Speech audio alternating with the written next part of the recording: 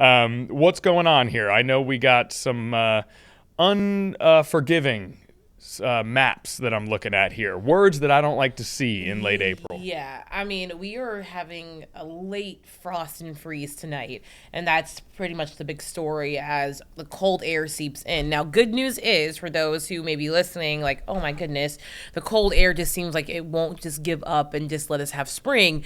I will say this looks to be very short-lived as temperatures warm up significantly by midweek, but late season freeze starting to expand to the west now as the Weather Service starts to put in some of our western areas like Sussex County. That includes Wakefield now in that area, and you can see Franklin right on that cusp of frost and freeze. So we are expecting for temperatures to drop to the 30s tonight as we had not one but two cold fronts move through the area.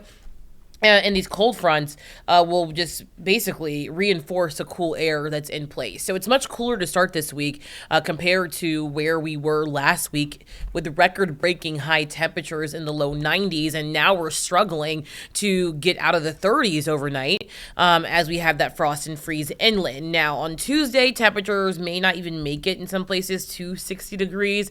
But by Wednesday, we could be 20 degrees warmer than tomorrow. So we're talking temperatures back into the 80s quickly. Now, here's a look at the temperatures around the area. You can see we're in the upper 50s around the peninsulas, mid 60s to upper 60s south side and northeastern North Carolina. That's about 5 to 10 degrees below normal for this time of year. We should be somewhere around 71 degrees. Though I will say when I was outside earlier this morning, it didn't feel too bad. It definitely felt cooler, but it wasn't like a cool that kind of made your skin crawl. It was just more of like, okay, it's noticeably cooler than where we started. And I even had someone joke with me. I was over at Hampton University, and he was like, I went from needing sunscreen to a jacket. I was like, yeah, it's a good analogy from having temperatures in the low 90s where, a lot of people hit the beach over the past few days. And now you're seeing temperatures that are more reminiscent of, early March. So let's talk about what's happening. We have the satellite and radar. We have this cold front. This is our second cold front of two. I'll see if we can still see our other cold front if I zoom out here. Ooh, too far. Yeah, you can see the other cold front. So the cold front there, bringing all those cloud cover to the Atlantic. That's our first cold front. The second one, that is going to be the one that's impacting us now. And this is our reinforcing front. As you can see, some showers to our north. We could use the rain desperately here in southeastern Virginia, northeastern North Carolina, as the entire area is underneath at least a moderate drought, but some places underneath a severe to extreme drought at this point.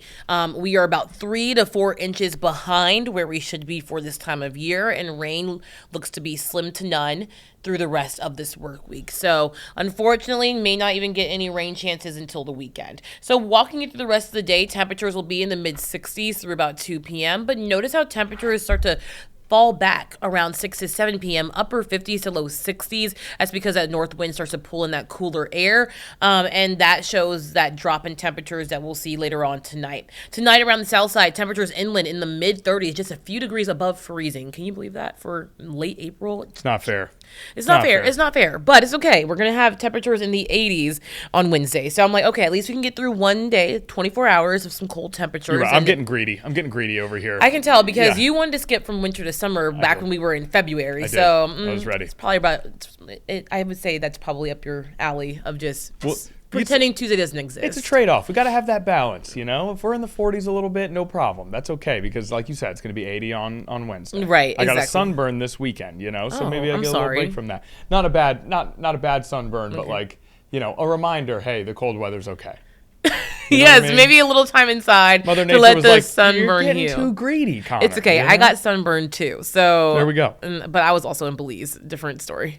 I was at Chicks Beach, which you're people have Beach. said is very similar to Belize. Oh, period. I just made that up. but we might rock with it. But yes, please, of course, use sunscreen. But of course, sometimes, the UV rays are very high. So you have to reapply. But always do that.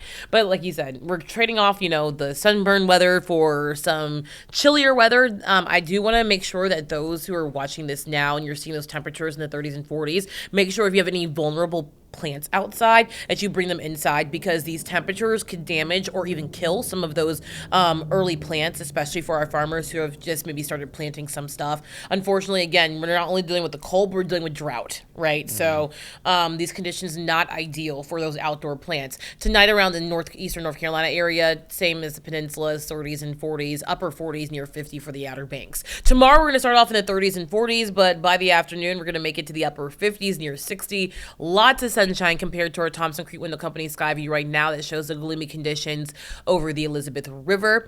But overall, a beautiful day optically, just not the warmest. Now look at that climb. From Tuesday to Wednesday, we're climbing easily 20 degrees as temperatures rise back to the low 80s as high pressure takes over control. We'll have a few evening showers possible on Wednesday, but even that chance does remain low. We'll stay in the 70s and 80s through the weekend, and an isolated rain chances return Saturday and Sunday. Any rain that we can squeeze out will be beneficial. Right now, as we add on our Sunday total from the airport of 0.02 of an inch of rain, we are still in the second driest April we've ever experienced here in Hampton Roads, if that number holds. Now, if we do get some rain on the weekend, that may, knock us down a few spots, which would be good for us.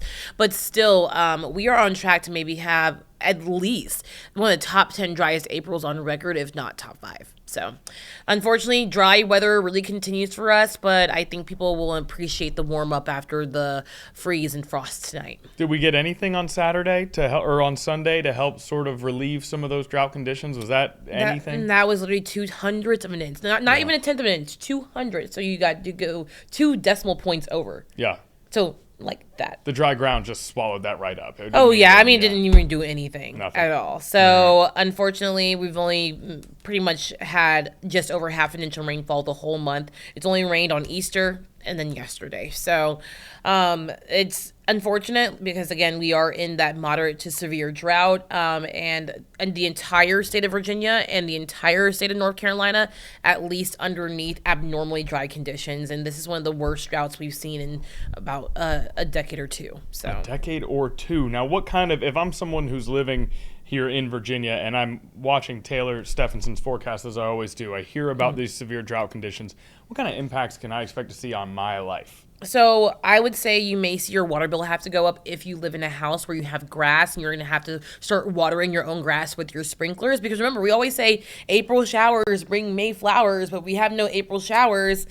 There's no flowers, right? There's not going to be any flowers. The flowers may be drying up pretty quick. We're bereft of flowers. Yeah, and Naya's looking at the live boards to see if there are any flowers out there right now. I saw you eyeballing our sky cams.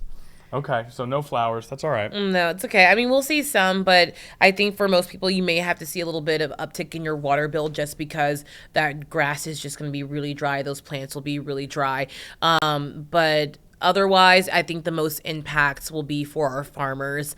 But hopefully this weekend we can get some rain. Unfortunately, of course, coming during the weekend. So not the greatest, but I can't complain right now because rain is what we really need. Tuesday rain. If it's going to rain, put it on a Tuesday. Really, Apologies to anyone who has, soccer practice on Tuesdays. We don't want you to lose your time. We're just trying to keep those weekends clear of precipitation. Okay, is there anything else, Taylor, that we need to know from you? No, that's about it. Okay, that does it for our forecast here. Thanks, as always, to Taylor Stephenson. We are going to take a commercial break. When we get back, there's a live event happening that we need to tend to, and there's more breaking news that we need to update you on. Stay with us.